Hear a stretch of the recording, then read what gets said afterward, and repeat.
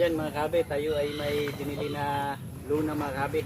Tayo ay magbabalik ulit sa pag-aalaga ng kuy mga kabe. Tayo mag-breeding mga kabe. So yung sukat nito mga kabe ay 14 feet by 18 feet mga kabe. Yan. Hindi malapad-lapad ito mga kabe. Tsaka yung kapal niya, ayos naman mga kabe. Hindi siya ganung kakapal, hindi rin siya ganung kanipis. Sa Shopee ko ito nabili mga kabe. Yan. So ang halaga nito mga kabe ay 1,200 mahigit mga kabe yan.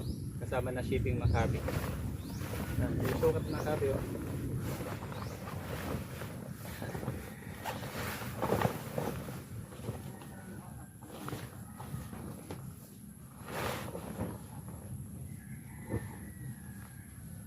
Ayos na ayos ito mga kabe.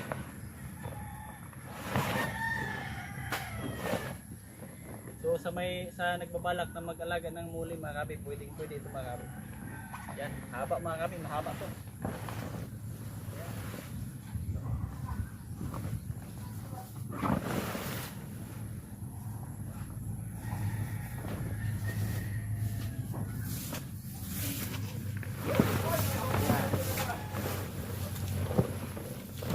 So mahaba mga kabe, yan. So sisilipin muna natin mga kabe kung may butas, kasi pag may butas mga kabe ay siyempre yung tubig ay mauubos mga kabe.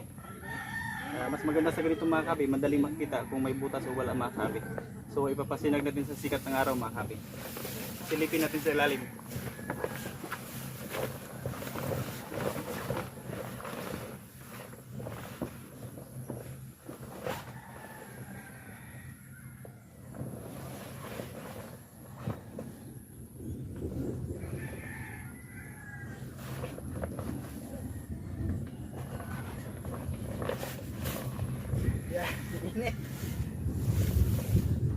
Ayos mga kabe, may butas tatlo mga kabe.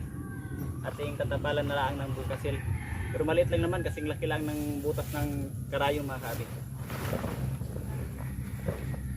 So maganda nito kasi mga kabe, tumatagal mga kabe, di kagaya dun sa kulain ay naabot ng 6 na buwan, nasisira agad mga kabe. Kaya ito nang pinili ko mga kabe, di baling medyo may kamahalan, at least sureball naman mga kabe, nagtatagal mga kabe. Yeah. So saan mo kaya ito lalagay?